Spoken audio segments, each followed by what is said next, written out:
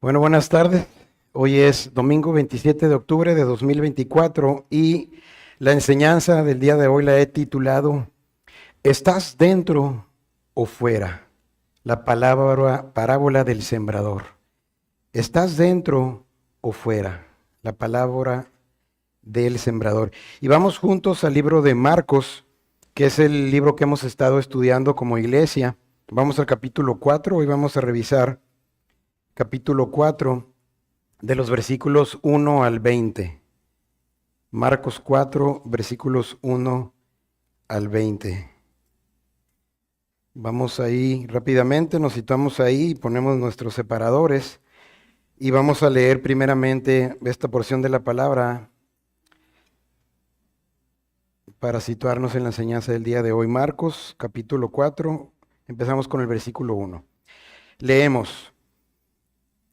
Otra vez comenzó Jesús a enseñar junto al mar, y se reunió alrededor de él mucha gente, tanto que entrando en una barca, se sentó en ella en el mar, y toda la gente estaba en tierra junto al mar. Y les enseñaba por parábolas muchas cosas, y les decía en su doctrina, oíd, he aquí el sembrador salió a sembrar, y al sembrar aconteció que una parte cayó junto al camino, y vinieron las aves del cielo y la comieron. Otra parte cayó en pedregales, donde no tenía mucha tierra, y brotó pronto, porque no tenía profundidad de tierra. Pero salido el sol, se quemó, y porque no tenía raíz, se secó. Otra parte cayó entre espinos, y los espinos crecieron y la ahogaron, y no dio fruto. Pero otra parte cayó en buena tierra, y dio fruto, pues brotó y creció, y produjo a 30, a 60 y a 100 por uno. Entonces les dijo, el que tiene oídos para oír, oiga. Vamos a leer hasta ahí. Padre bendito, y vamos a orar para poner este tiempo en las manos del Señor. Padre, te damos gracias por que una vez más estamos reunidos en libertad para adorarte, Señor, para venir con acción de gracias, con ruegos, con plegarias, con súplicas, Señor. Gracias por el tiempo que tuvimos para adorarte cantando también, Señor. Padre, queremos poner delante de ti este momento también, la exposición de tu palabra, Señor. Te pedimos que prepares nuestros corazones para que la semilla de tu palabra caiga en buena tierra en nuestros corazones, Señor. Que caiga profundamente, Señor, que eche raíz en nuestros corazones y dé fruto en nuestras vidas, Señor, al 30, al 60 y al 100%, Señor. Ten misericordia de nosotros, prepáranos, Señor, para recibirla y abrazarla. Y Padre, también te pido, Señor, guíes mis palabras para compartir tu palabra fielmente, Señor, como tú destinaste, Señor, que se expusiera a través de esta porción de la palabra, Señor, en Marcos 4. Y te damos gracias, Señor, porque tú nos prometes que nos das sabiduría e inteligencia espirituales, Señor, para creer tu palabra, Señor, para entenderla, Señor, y que demos fruto. En Cristo Jesús. Gracias, Señor. Amén. Amén. Continuamos en el versículo 9. Marcos 4, 9. Entonces les dijo, después de decirles la parábola, el que tiene oídos para oír, oiga. Versículo 10. Cuando estuvo solo, los que estaban cerca de él con los 12 le preguntaron sobre la parábola y les dijo, a vosotros os es dado saber el misterio del reino de Dios, mas los que están fuera, por parábolas todas las cosas, para que viendo vean y no perciban, y oyendo oigan y no entiendan, para que no se conviertan y les sean perdonados los pecados. Y les dijo, ¿no sabéis esta parábola? ¿Cómo pues entenderéis todas las parábolas? El sembrador es el que siembra la palabra. Y estos los de junto al camino, en quienes se siembra la palabra, pero después que la oyen, enseguida viene Satanás y quita la palabra que se sembró en sus corazones. Estos son asimismo los que fueron sembrados en pedregales, los que cuando han oído la palabra, al momento la reciben con gozo, pero no tienen raíz en sí, sino que son de corta duración, porque cuando viene la tribulación o la persecución, por causa de la palabra, luego tropiezan. Versículo 18. Estos son los que fueron sembrados entre espinos, los que oyen la palabra, pero los afanes de este siglo y el engaño de las riquezas y las codicias de otras cosas entran y ahogan la palabra y se hace infructuosa. Y estos son los que fueron sembrados en buena tierra, los que oyen la palabra y la reciben y dan fruto a 30 y a 60 y a 100 por uno.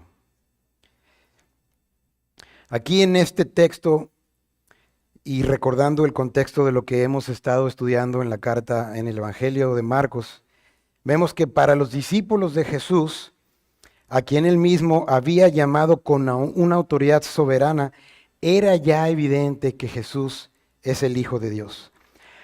Había Jesús hecho ya despliegue de su poder mediante muchos milagros y sus enseñanzas con tal autoridad y sabiduría que no cabía en ellos la duda de que Jesús era el Mesías prometido por los profetas del Antiguo Testamento.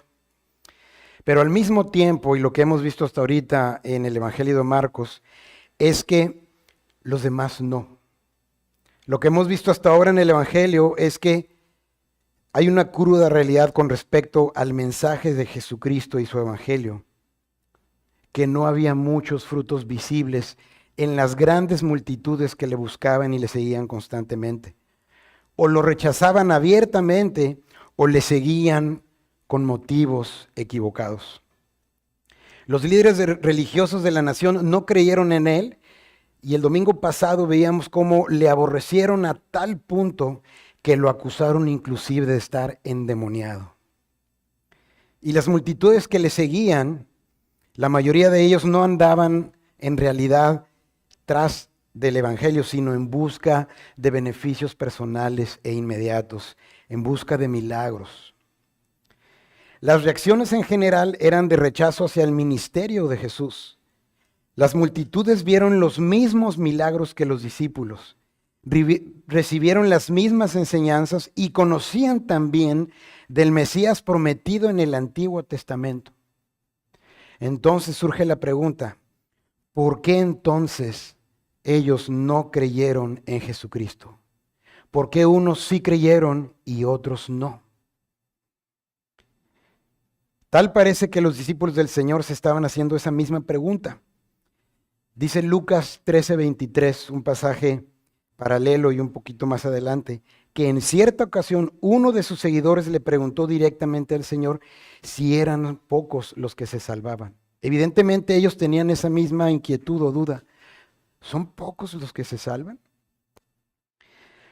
La parábola del sembrador nos revela por qué las personas reaccionan de diferentes maneras al Evangelio y nos invita a reflexionar sobre la disposición de nuestro propio corazón hacia Dios. Así como muchos en los tiempos de Jesús rechazaron su mensaje por la dureza de sus corazones, hoy también debemos examinar nuestro propio corazón para ver si estamos respondiendo adecuadamente al Evangelio, adecuadamente al mensaje del reino de Dios. Y si estamos viviendo en la verdad y dando frutos como auténticos discípulos y no solo como seguidores. Esta parábola también nos anima a perseverar en la proclamación del Evangelio que nos ha sido dado, confiando en el poder de Dios para producir fruto en quienes reciben su palabra con fe. Entonces esto es lo que estaremos estudiando hoy en la palabra del Señor. Y aquí en Marcos 4, en el versículo 1, vemos cómo después de que Jesús salió de aquella casa donde lo acusaron los fariseos de estar endemoniado, inmediatamente después se dirige al mar de Galilea, donde nuevamente, leímos en el versículo 1, se reúne tantísima gente que Jesús tuvo que hacer uso de una barca en el mar que la usó como un púlpito.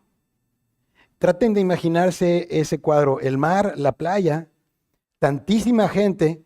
Se esperaría que hay mucha gente desplegada no solo hacia el fondo, hacia los adentros de la tierra, sino a lo largo, ¿no? Entonces tuvo que estar en una barca, pues para que lo vieran, ¿verdad? Entonces eso nos habla de que seguían siguiéndole muchísimas personas. Y él siguió predicando para que todos lo escucharan.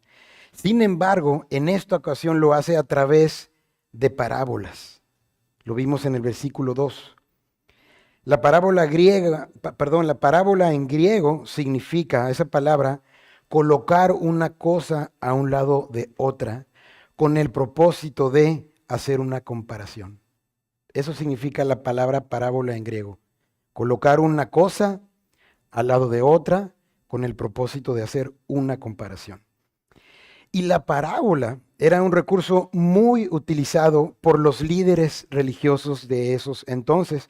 La usaban para enseñar de manera sencilla las enseñanzas morales y espirituales o advertencias, de manera que fuera más accesible y entendible y también más memorable para los que escuchaban, en el sentido que se quedaran con una imagen que les ayudara a recordar esas verdades.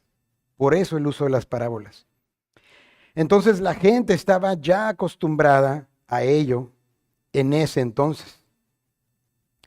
Jesús también se valía de este recurso para transmitir verdades sobre el reino de Dios, sobre su evangelio. Y hagámonos nuevamente la misma pregunta. ¿Por qué entonces, si estaban tan bien familiarizados con la figura de la parábola, no entendían el mensaje de Jesús? Pero antes de adentrarnos en sí a la parábola como tal, la del sembrador, vamos a revisar el propósito que tienen esas parábolas, más allá de la función que les comentaba ahorita de hacer una comparación, sino el propósito que tuvieron y tienen en el mensaje del Evangelio, del reino de Dios, que utilizó Jesús para predicarlo. Entonces, anoten ahí, vamos a ver tres formas o tres propósitos que tienen las parábolas en sí. El primero, tienen el propósito de dar revelación para unos y ceguera para otros. Revelación para unos y ceguera para otros. Estas parábolas servían para oscurecer al mismo tiempo la verdad que para unas personas era entendible porque estaban dispuestos a recibir el mensaje de Cristo en sus corazones.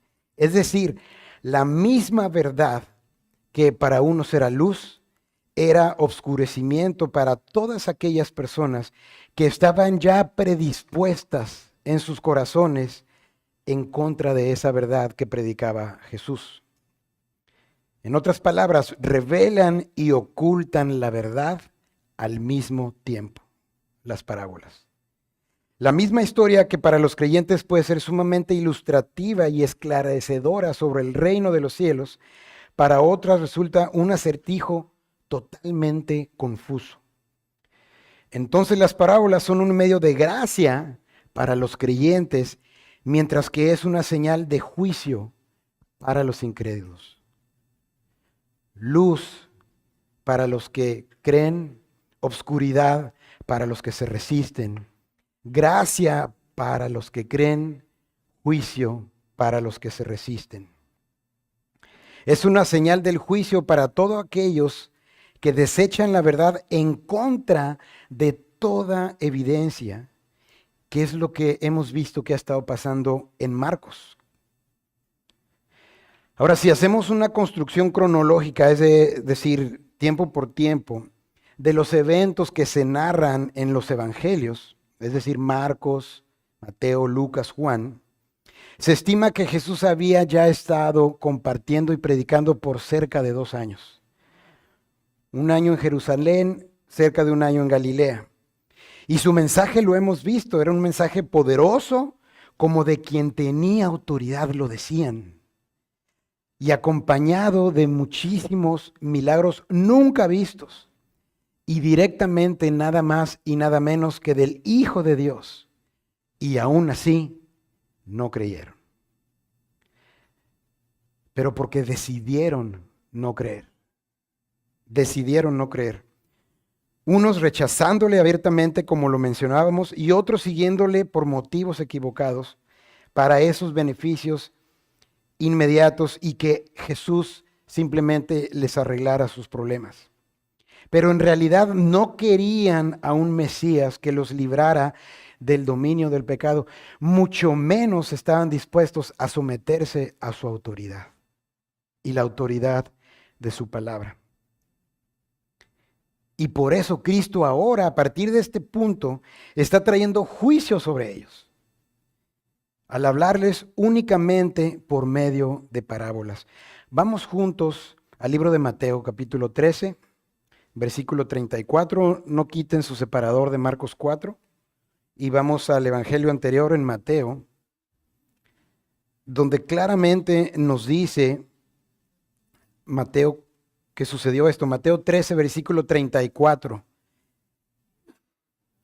Dice así: todo esto habló Jesús por parábolas a la gente, y sin parábolas no les hablaba. A partir de ese punto, toda predicación de Jesucristo fue por medio de esas parábolas, y ya vimos el propósito de las mismas. Pero ellos escuchaban la historia sin entender su significado, incluyendo la parábola del sembrador. Escuchaban historias muy sencillas, muy gráficas, alegóricas a cosas del diario vivir. Sin embargo, no entendían su significado. Segundo propósito del uso de las parábolas en la proclamación del Evangelio. Vemos aquí las respuestas del corazón. Y vemos 4 tipos de respuestas. Esta parábola nos ayuda a ver 4 tipos de respuestas del corazón hacia el Evangelio. El versículo 4 dice así: y al sembrar, aconteció que una parte cayó junto al camino y vinieron las aves y la comieron. ¿Sí? Ahora tratemos de imaginarnos ahora todo un escenario de la siembra, ¿sí? Y veámoslo, procuremos verlo cómo era la siembra en aquellos entonces, ¿verdad? No se vayan a imaginar ahorita una máquina sofisticada John Deere de esas grandotas verdes que están operadas con GPS y ya toda la tecnología de hoy día, ¿verdad? Imagínense en esos tiempos cómo se sembraban los campos. La bolsita, ¿verdad? La clásica bolsita, y se aventaban las semillas. No era una manera de sembrar muy precisa, que digamos. Por lo mismo, una de las semillas caían en caminos muy duros, tan duros como el concreto, de manera que cuando la semilla caía ahí, quedaban en la superficie. Venían entonces las aves y se las comían. La idea aquí es una tierra rocosa, ¿sí? Dura. Entonces, vayamos tratando de ubicar eso con el corazón, ¿sí? Tierra dura, terreno duro. Otro tipo de terreno dice: cayó en pedregales donde no tenía mucha tierra y brotó pronto, porque no tenía profundidad de tierra, pero salió el sol, se quemó la semilla, porque no tenía raíz y se secó. ¿Sí? Vemos cómo otras semillas cayeron entre espinos, ¿sí? Unas cayeron en tierra dura y firme, impenetrable. Otras cayeron en tierra o terreno donde había muchas rocas mezcladas. Y otras cayeron entre espinos. Dice en el versículo 7. Otra parte cayó entre espinos. Y los espinos crecieron y la ahogaron. Y no dio fruto. ¿Sí? Esa semilla cayó entre espinos, germinó, dio fruto, pero los mismos espinos ahogaron ese fruto, esa planta. Y en el versículo 8 vemos el 4 tipo de terreno, ¿verdad? O tierra. Pero otra parte cayó en buena tierra y dio fruto, pues brotó y creció y produjo a 30, a 60 y a 100 por 1. Ahora bien, ¿qué significa todo esto? La tierra o el terreno duro, con piedras, con espinos y una tierra buena donde da fruto. Todo lo que el Señor está describiendo aquí era increíblemente familiar para toda la gente porque lo veían todos los días. La agricultura era una actividad económica preponderante en Jerusalén, en Galilea. Estaban familiarizados con eso y lo habían hecho muchísimas veces además. Pero ¿cuál es la enseñanza espiritual detrás de hablar de una actividad tan común como sembrar una semilla? Y es precisamente lo que el Señor explica a sus discípulos a partir del versículo 14, que todavía no vamos a ir ahí. Sean pacientes.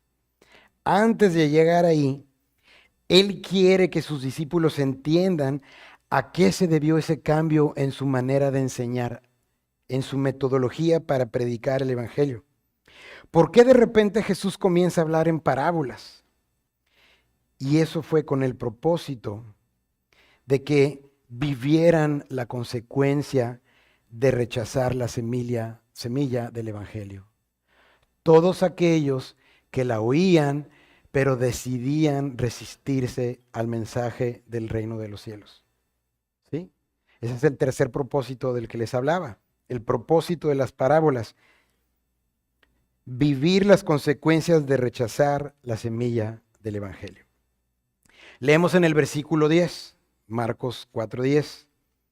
Cuando estuvo solo, los que estaban cerca de él con los 12 le preguntaron sobre la parábola. Le preguntaron a algunas personas sobre la parábola del sembrador.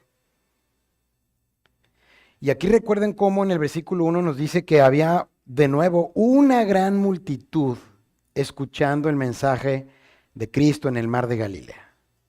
Pero solo unos cuantos se acercaron con él y le preguntaron qué significaba. Está solo con ellos y es únicamente a ellos a quien les explica el significado espiritual de esta parábola. Solo a ellos. Versículo 11. Y les dijo: a vosotros os es dado saber el misterio del reino de Dios. El misterio del reino de Dios. Oye, una parábola, una historieta de un sembrador que siembra semilla en 4 tipos de terreno. ¿Y es un misterio? Sí, porque es un misterio del reino de Dios. Un misterio en la palabra de Dios es una verdad que solo se puede conocer por medio de la revelación divina, por parte de Dios únicamente.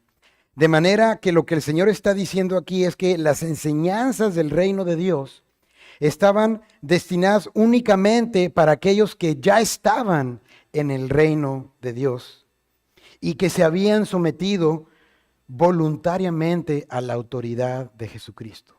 Estaban en el reino de Dios porque en sus corazones se habían dispuesto ya a someterse voluntariamente a la autoridad de Jesucristo, a la autoridad de sus enseñanzas, a la autoridad del reino de Dios. La segunda parte del versículo 11 nos dice, vamos a leerlo de nuevo, versículo 11 desde el principio, perdón.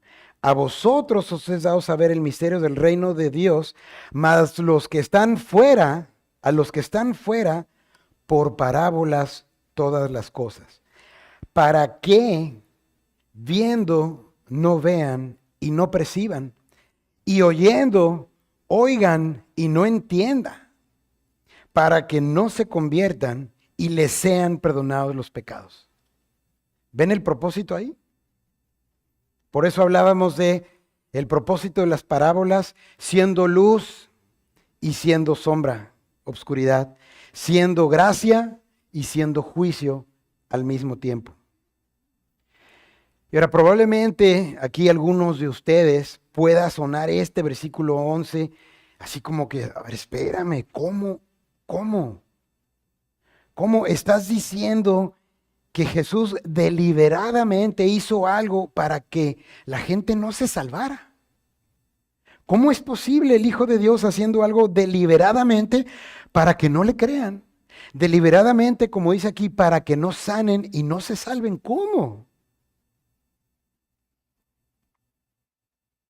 Pero para entender esto, que no es así, no es que Jesús deliberadamente provocara a él esa ceguera y esa resistencia, vamos juntos a Mateo 13, versículos 14 al 15.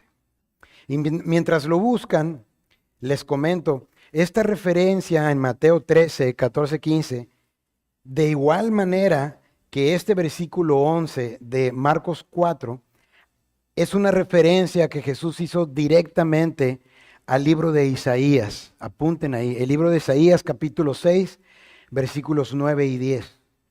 Y la razón por que les pido que vayamos a Mateo es por cuestión de tiempo, porque está ahí cerquita, ¿verdad? Vamos a Mateo 13.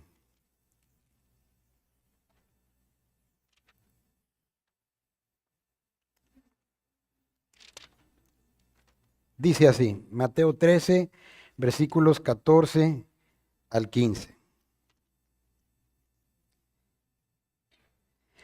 De manera que se cumple en ellos la profecía de Isaías, que dijo, de oído oiréis y no entenderéis, y viendo veréis y no percibiréis, porque el corazón de este pueblo se ha engrosado, y con los oídos oyen pesadamente, y han cerrado sus ojos para que no vean con los ojos, y oigan con los oídos, y con el corazón entiendan y se conviertan, y yo los sane. Jesús aquí en Marcos 4:11 está haciendo directamente una referencia a Isaías 6, 9 al 10. Este pasaje describe perfectamente también a estos judíos incrédulos. El Señor les estaba hablando por parábolas, predicándoles con toda claridad. Pero a pesar de ello y todas las evidencias que señalaban a Jesús como el Mesías prometido en el Antiguo Testamento, ellos decidieron rechazarle a él y su mensaje del Evangelio. Tenían su corazón engrosado, resistente a las palabras de Jesús, y por ello estaban recibiendo y sufriendo las consecuencias de su dureza. Por eso no entendían las verdades maravillosas del reino de Dios. Eso es básicamente lo que este texto significa, mis hermanos. Que el pecador que decide una y otra vez endurecer su corazón contra Dios, al escuchar el Evangelio, puede terminar traspasando una línea que solo Dios conoce dónde está esa línea. Pero después que se traspase esa línea, no hay evangelio que escuchar, sino únicamente palabras de juicio. Y esta es una seria advertencia que nadie debemos tomar a la ligera. El continuo endurecimiento del corazón puede traer como consecuencia el castigo de un corazón aún más duro, como sucedió con Faraón. ¿Recuerdan eso? En el Éxodo. Como Dios enviaba a Moisés a decirle, dice Jehová, que liberes a mi pueblo. Y de inicio Faraón parecía ceder y responder, ¿verdad? Está bien, llévatelos. Pero ¿qué pasaba después? Dice la palabra que Faraón endurecía su corazón, se arrepentía y decía, no, no se van. Y luego venían otras plagas, juicio de Dios, para volver a advertirle de la grandeza y poderío de Dios. Y parecía que volvía a ceder, pero lo que sucedía nuevamente, dice la palabra de Dios, que Faraón endurecía de nuevo su corazón. Pero ¿qué pasó con Faraón después de endurecer repetidamente su corazón? En los versículos siguientes dice cómo ya Jesús endureció el corazón de Faraón por esa obstinación. Claro, Dios endureció el corazón de Faraón para cumplir con sus propósitos de redimir, de liberar a su pueblo de la esclavitud, ¿verdad? Pero eso no quitaba la responsabilidad de Faraón de haber endurecido su corazón contra la autoridad de Dios. Y ese es el propósito de las parábolas. traer juicio sobre aquellos que han decidido ir en contra de toda evidencia, endurecer su corazón contra Dios y al mismo tiempo traer instrucción a todos aquellos que están dispuestos a escuchar y recibir las palabras del reino de Dios. Luz, tinieblas, gracia, juicio, entendimiento, necedad, perdición, salvación. De ahí la pregunta del Señor en el versículo 13. Vamos al versículo 13. Dice, les dijo, ¿no sabéis esta parábola? ¿Cómo pues entenderéis todas las parábolas?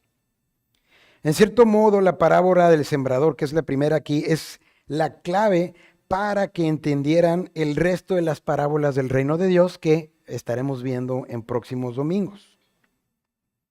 Es por eso que a partir del versículo 14, el Señor explica el significado espiritual de esta parábola y enseña a los discípulos cómo interpretar todas las demás. Vamos ahora sí al versículo 14.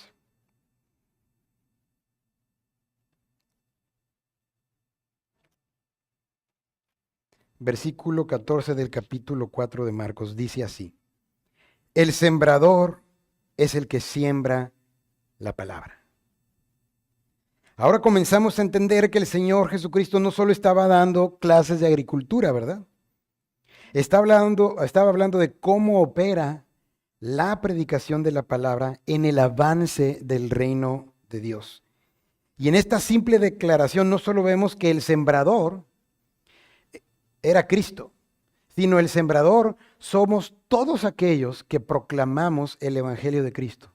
Puede ser tú, puedo ser yo, puede ser cualquiera que siembra la semilla del evangelio de Cristo. Todo aquel que proclama el evangelio. Vemos también que esa semilla es la palabra de Dios y es el instrumento que Él usa para el establecimiento de su reino en la tierra.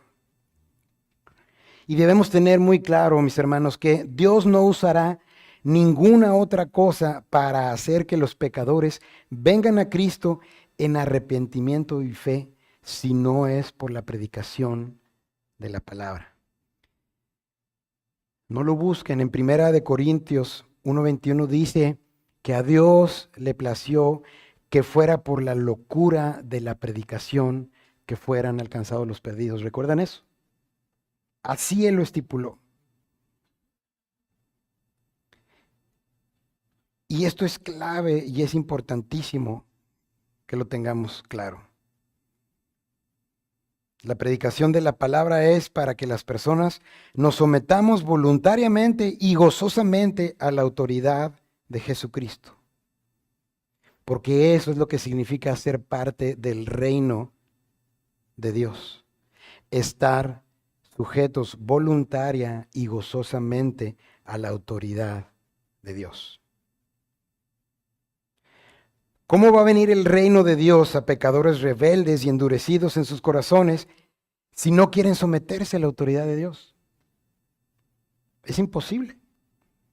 ¿Cómo van a pasar del reino de las tinieblas al reino de la luz admirable de Cristo si no recibimos la luz del Evangelio, si no abrazamos su autoridad? ¿Cómo va a suceder? A través de la predicación de la palabra. Ahora, a estas alturas espero ustedes ya hayan identificado cuál es el verdadero problema en esta ilustración de la parábola del sembrador. ¿Cuál es el verdadero problema? Ustedes díganme. ¿Es el sembrador? ¿Es la semilla? ¿Qué es entonces? El terreno donde es sembrada la semilla, el corazón. Ese es el verdadero problema con el que aquí está lidiando el Señor, el corazón de esas multitudes. Nos adentramos entonces a la explicación espiritual de esta parábola, iniciando con esa verdad, que el problema reside en el corazón. Y vamos a ver, ya no vamos a ver 4 tipos de terrenos, vamos a ver 4 tipos de corazones, que sabemos que es una comparación paralela, ¿verdad? Número 1, un corazón endurecido por el pecado. Número 2, un corazón superficial. Número 3, un corazón afanado. Número 4, un corazón dispuesto a recibir y obedecer la palabra de Dios. Vamos con el primero, un corazón endurecido por el pecado. Versículo 15, dice así: estos son los de junto al camino, en quienes se siembra la palabra, pero después que la oyen, enseguida viene Satanás y quita toda la palabra que se sembró en sus corazones. Oyen, pero lo dice, enseguida viene Satanás y quita la palabra que se sembró en sus corazones. No está en el mensaje el problema, está en el corazón del humano. Si no entendemos esto, ¿saben lo que va a ocurrir? Que vamos a terminar adaptando el mensaje del Evangelio al gusto de la gente. Y tristemente eso es lo que pasa en muchas iglesias el día de hoy. Buscan estas iglesias hacer el mensaje del Evangelio atractivo, comunicarlo a través de eventos espectaculares y atractivos, música atractiva, mensajes prácticos, donde se evita abundar demasiado en el pecado y el infierno y la consecuencia del corazón no arrepentido. De manera que adaptan el Evangelio a los gustos de la gente. Y nosotros hemos aprendido y he insistido que un Evangelio adaptado es un Evangelio corrompido. Entonces ya no es el Evangelio de Jesús, es otro Evangelio.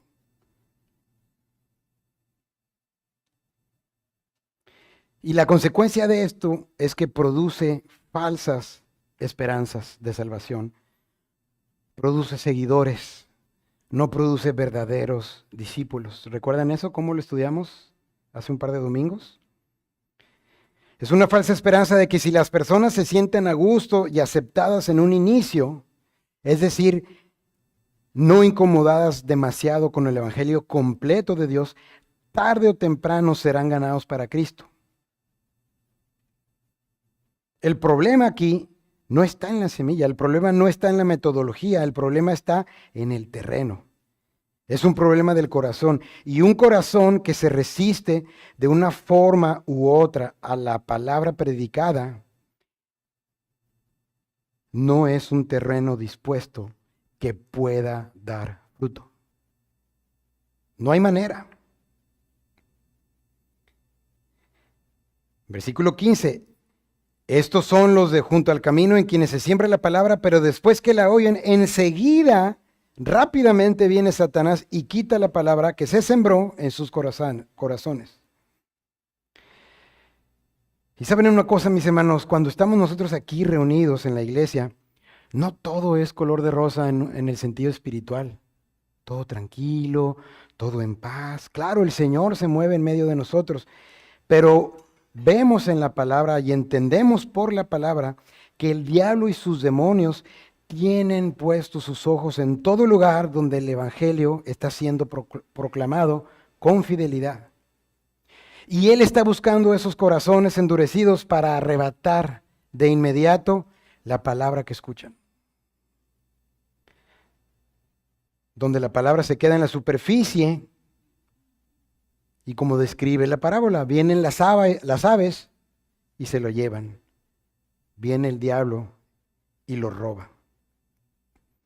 Entonces no hay cambio en ese corazón, porque la palabra ni siquiera entró a ese corazón.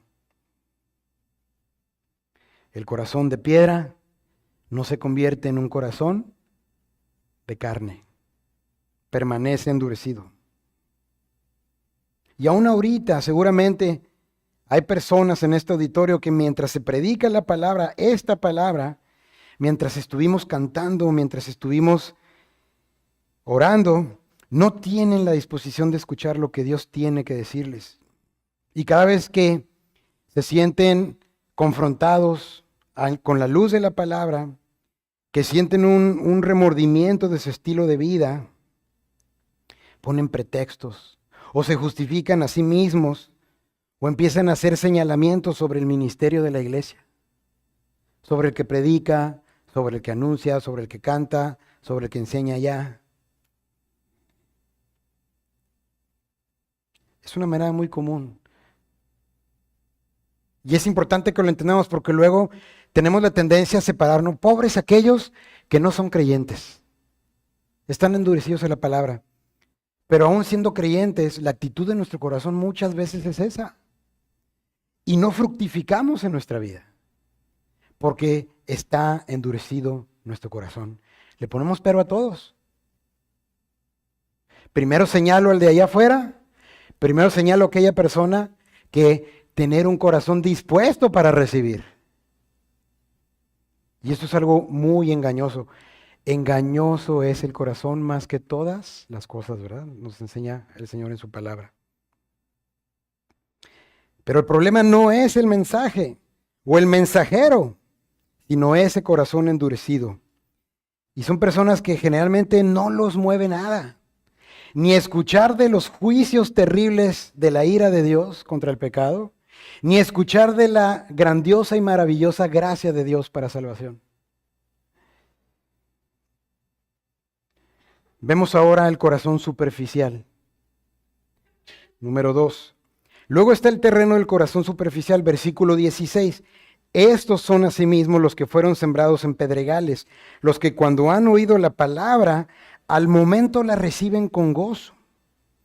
Es decir, al momento escuchan la palabra y al principio dan la impresión de que algo está sucediendo en sus vidas porque responden adecuadamente a esa predicación. El mensaje les suena bien, lo reciben con entusiasmo, pero nunca llega a penetrar más allá de un nivel superficial de fe. Generalmente basado en el sentimentalismo, y aquí jóvenes niños escuchen, muchas veces basado en esa herencia familiar. Pues mis papás vienen, pues yo vengo. Pues ya me acostumbré, me gusta, pues está bien. Conozco gente aquí, tengo mis amiguitos, tengo mis amiguitas. Pero no echa raíces, carece de raíces propias. Para esto la iglesia es una especie de club social donde conocemos gente y ven la esencia del cristianismo como si fuera nada más cuestión de ser una buena persona. ¿Sí? ¿Hay alguna identificación con la falta de moral en el mundo? Dicen, no, pues allá en el mundo está muy fea la cosa, mejor voy a un grupo cristiano donde la vida se puede vivir de una manera más justa. Pero la idea del compromiso radical con el reino de Dios y su misión sigue siendo un concepto totalmente ajeno para estas personas.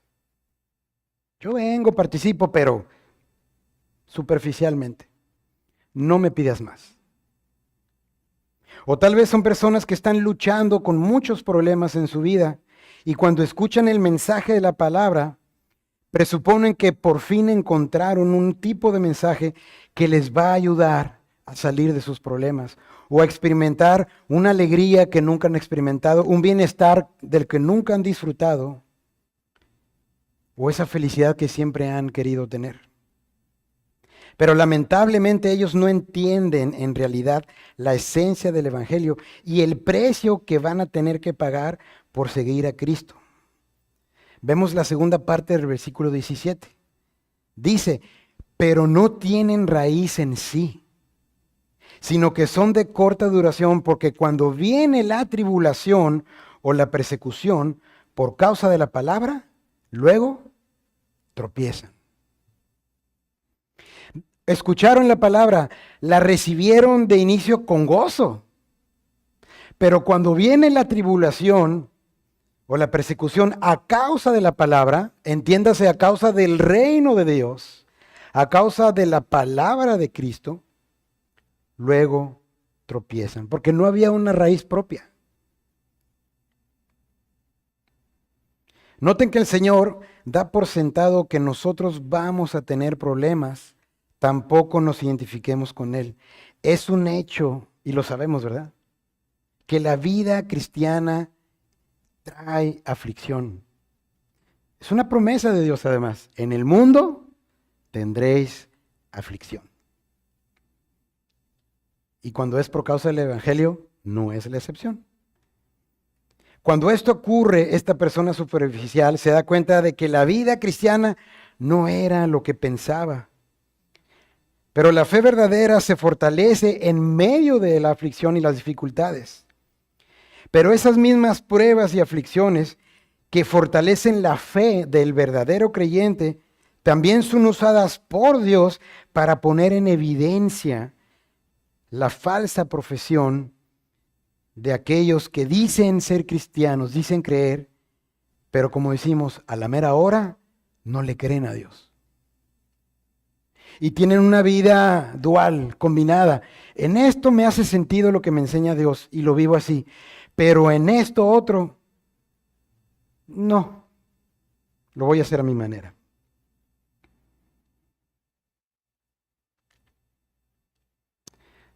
Tercer corazón, un corazón afanado.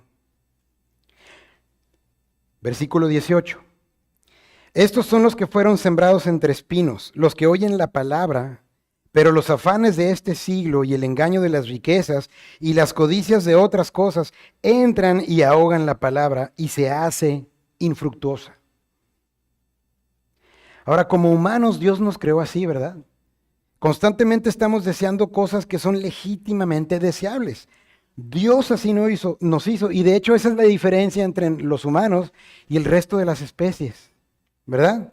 Tenemos la capacidad de soñar, la capacidad de visionar cosas, de hacer planes, de crear cosas, de cambiar y mejorar las cosas. Dios puso esa inclinación natural en nosotros hacia las cosas creadas por Él para nuestro deleite y beneficio. Pero ¿qué sucede? Me gustó mucho como el pastor Sugel Michelén lo planteó. ¿Cuál es el problema aquí? Dice Sugel Michelén así. El problema surge cuando comenzamos a mirar hacia esas cosas como la fuente primaria de nuestra seguridad, como la fuente primaria de nuestro bienestar, como la fuente primaria de nuestro propósito en la vida, como la fuente primaria de nuestra identidad. Mateo 6:24 dice que ninguno puede servir a dos señores, porque o aborrecerá a uno y amará al otro, o estimará al uno y menospreciará al otro. Y enfatiza, no podéis servir a Dios y a las riquezas. Entonces es imposible que una persona viva bajo la influencia del sistema de valores que esta sociedad promueve y al mismo tiempo pueda recibir la palabra de Dios en su corazón y someterse voluntaria y gozosamente a la palabra de Dios, a las cosas de su reino. No puede ser eso. Vamos juntos, por favor, a Primera de Timoteo, capítulo 6.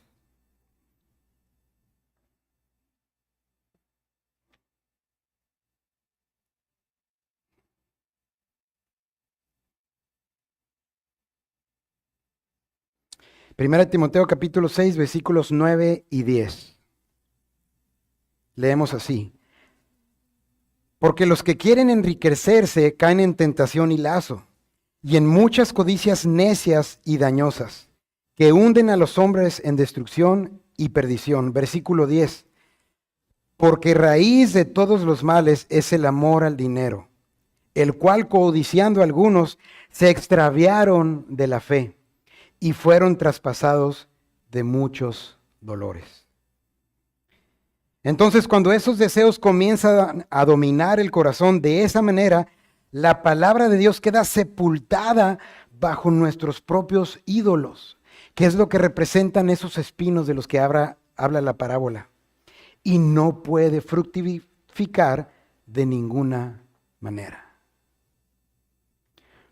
Hubo un terreno entre espinos, hubo una semilla sembrada, pero luego empieza a crecer y es ahogada por los afanes de este mundo, los ídolos de este mundo, por el pecado.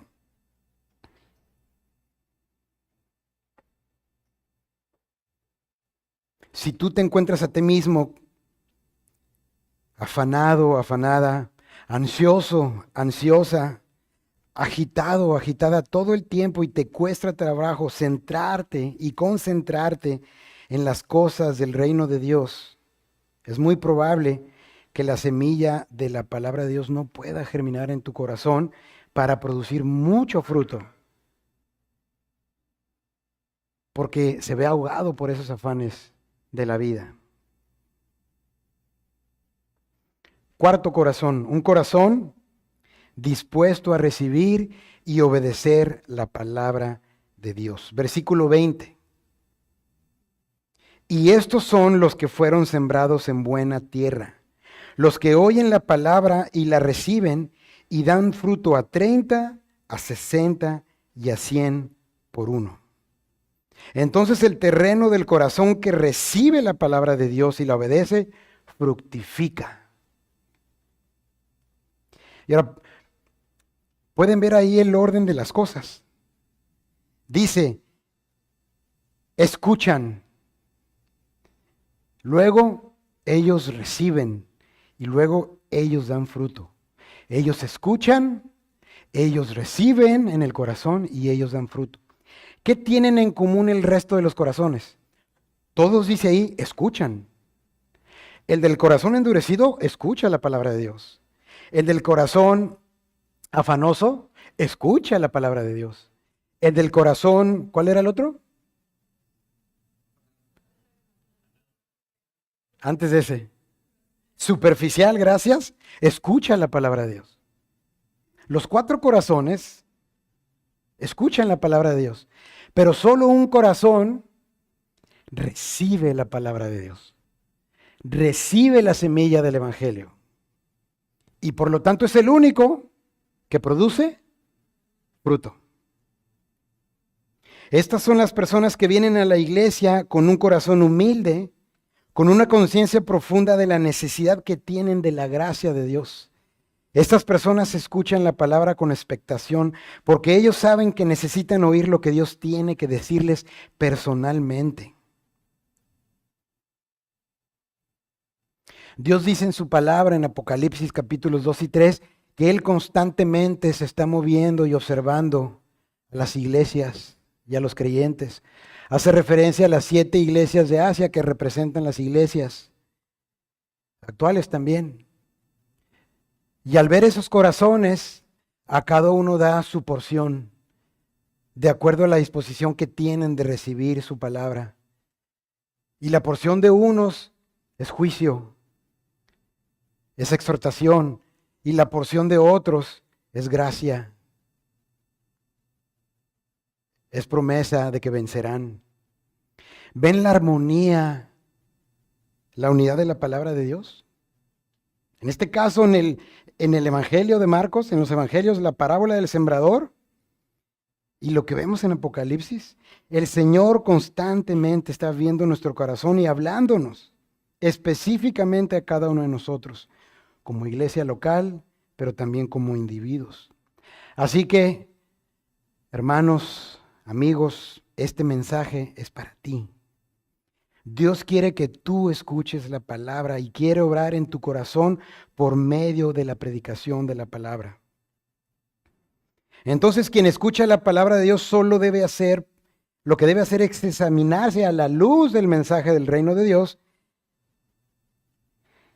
para dar fruto, para arrepentirse. Los que escuchan pero reciben la palabra de Dios creen que esta es viva y eficaz y más cortante que toda espada de 2 filos que produce fruto. Por eso vienen a la iglesia con un corazón preparado para escuchar con atención. Vienen para recibir la palabra de Dios como si recibieran un tesoro de incalculable valor. Y como resultado, fructifican.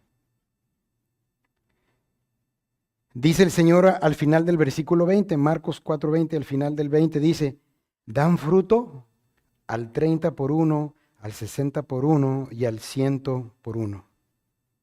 Fruto de arrepentimiento, fruto de ver su pecado con los ojos de Dios y no los propios, fruto de una verdadera fe en Jesucristo. Dan fruto de ver a Cristo como un tesoro incalculable.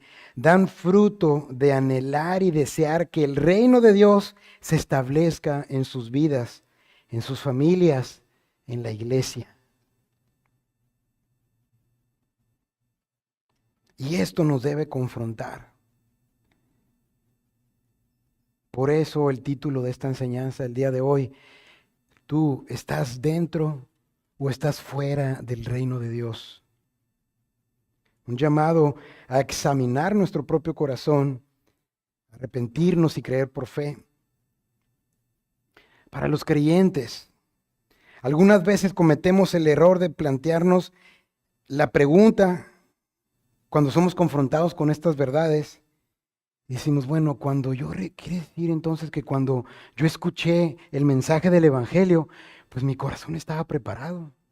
Creí, recibí y entonces soy salvo. Estoy del otro lado. Digo, di fruto. Pero no solo es un tema de salvación o perdición eternas. No te hagas esta pregunta o únicamente esa pregunta el día de hoy con esta parábola, porque se perdería el verdadero sentido de la parábola. No cometamos el error de limitar toda esta enseñanza para ubicarnos como salvos o no salvos, sino enfoquémonos en el fruto verdadero de nuestra vida. Porque solo aquellos que son verdaderos discípulos de Cristo dan fruto del Espíritu. Todo lo demás es mero moralismo y religiosidad. Hazte la pregunta, hagámonos la pregunta: ¿cómo respondemos continuamente a la enseñanza completa de Dios? En el ministerio de Jesús solo hay dos tipos de personas: los que aceptan el reino y los que lo rechazan. Y dice Dios, el Señor en Santiago 2:14, que la verdadera fe produce fruto. Y la fe, si no tiene obras, es muerta en sí misma. Y la fe se perfecciona por las obras. No hay una fe verdadera y genuina sin frutos espirituales. Así como no existen frutos verdaderos de la fe cuando no hay fe verdadera. Y si el día de hoy Dios te ha mostrado que tu corazón está en la condición de alguno de estos tres tipos de terreno que reciben la semilla pero no dan fruto, esto bien podría ser señal de que no eres un verdadero discípulo de Cristo, sino solo un seguidor que busca lo suyo propio. Alguien que está realmente fuera y no dentro del reino de Dios. Pero tenemos esperanza en Cristo. Porque el día de hoy, tras la crucifixión y resurrección de nuestro Señor Jesucristo, su obra ya está plenamente consumada y abre nuestros ojos y nuestros oídos espirituales para transformar nuestro corazón. Y el Espíritu Santo que ahora reside en nosotros nos renueva y nos capacita para vivir en la verdad y dar fruto como verdaderos discípulos. Así que, con toda confianza y fe, arrepintámonos por la dureza de nuestro corazón. Pidámosle a Dios que nos ayude a que ese corazón endurecido se ablande por la semilla del Evangelio y nos podamos someter voluntaria y gozosamente a su autoridad. Y rindámonos por completo al señorío de Cristo en todas las áreas de nuestra vida. Y si el día de hoy tú sinceramente y con corazón humilde puedes reconocer que tu corazón ha estado propicio para oír la palabra de Dios y sujetarte voluntaria y gozosamente a su palabra, estás viviendo una vida de verdadero fruto y eres bienaventurado. Dice Mateo 13:16, que es el pasaje paralelo a esta parábola: pero bienaventurados vuestros ojos, porque ven, y vuestros oídos, porque oyen. Eres bienaventurado, mas no haya jactancia en ellos. Porque por gracia sabemos que somos salvos, ¿verdad? Por gracia. no por obras, por medio de la fe, porque no es de nosotros, sino es don de Dios. Porque Cristo Jesús, a nosotros mismos que en otro tiempo estábamos lejos de Dios, fuimos hechos cercanos por la sangre de Cristo. La gloria sea y gocémonos en esa verdad. Y con esa misma convicción no nos detengamos a predicar el Evangelio. Si el mismo Jesucristo, el Salvador, con su mensaje poderoso y con una autoridad nunca antes vista, ni antes ni después, los mismos discípulos le preguntaron, son pocos los que se salvan, ¿verdad? No nos desanimemos. Sigamos proclamando el Evangelio de Dios, confiando en que es el Señor el que hace la obra. Es el Señor el que convierte el corazón de piedra en corazón de carne. Y nosotros somos evidencia de eso, mis hermanos. Si el Señor nos llamó a nosotros que estamos muertos en nuestros delitos y pecados, el Señor puede hacer la obra en quien sea. Somos evidencia de ello. Éramos de lo peor y ahora estamos sentados a la mesa de Dios. Ahora el día de hoy, si hay con nosotros personas que no son creyentes, no profesan la fe cristiana, no han creído en el Evangelio, déjame decirte que todos nacimos con esa predisposición, esa indisposición en el corazón, de manera que no puede penetrar la semilla del Evangelio de Dios y mucho menos dar fruto. Él en su soberanía decide vencer la obstinación, la necedad de muchos. Pero Él en su soberanía decide darles un nuevo corazón. Pero es necesario que tú pidas al Señor que desarraigue de ti el deseo por las cosas de este mundo que ahogan la palabra de Dios y no permiten que den fruto en tu vida. No seas como Faraón, que endureció su corazón hasta tal punto que fue ya demasiado tarde. Cree en el Evangelio. Y ese Evangelio de Dios es que Él decidió salvarte a ti a través de la muerte de su propio Hijo. Para que el pecado en tu vida, que es muerte, lo llevara a cruz en su propia vida, siendo Dios, siendo santo, siendo perfecto, para que la ira de Dios no se manifestase sobre ti. Pero tienes que creer, tienes que reconocer que estás muerto en tus delitos y pecados y arrepentirte de ese duro corazón y rogarle a Dios que te dé oídos para oír y abra tu corazón y que te dé la gracia de la fe y el arrepentimiento para la salvación. Por último, meditemos todos en esta palabra, Apocalipsis 3:20. He aquí, yo estoy a la puerta y llamo. Si alguno oye mi voz y abre la puerta, entraré a él y cenaré con él y él conmigo. Al que venciere, le daré que se siente conmigo en mi trono, así como yo he vencido y me he sentado con mi Padre en su trono. El que tiene oído, oiga lo que el Espíritu dice a las iglesias. Oremos. Padre, gracias, Señor, por lo maravilloso de tu palabra, Señor, por tu mensaje de poder y autoridad para nosotros, por el privilegio que tenemos de escucharlo, Señor. Mas, Señor, te rogamos que nos libres de tener un oído sordo o un oído que escucha tu palabra, pero no la recibe con gozo, Señor. Quita de nosotros, Padre, nuestro corazón endurecido como piedra y conviértelo en un corazón de carne, Señor. Concédenos, Señor, el don de la fe, el don del arrepentimiento, Señor, para que tu semilla, tu evangelio, Señor, tus palabras den fruto en nuestros corazones, Señor, y den mucho fruto, Señor. Un fruto primero para salvación, pero un fruto que te glorifique a ti, Señor, al 30, al 60, al 100 por uno, Señor. Vidas que te glorifiquen, vidas que te honren, vidas que te adoren, Señor, y de las cuales te agrades, Señor. Y vidas que puedan también impactar a otros, Señor. Vidas con denuedo, Señor, para proclamar tu verdad, para proclamar tu evangelio, las palabras, las promesas del reino de Dios. En Cristo Jesús te pedimos todas estas cosas. Amén.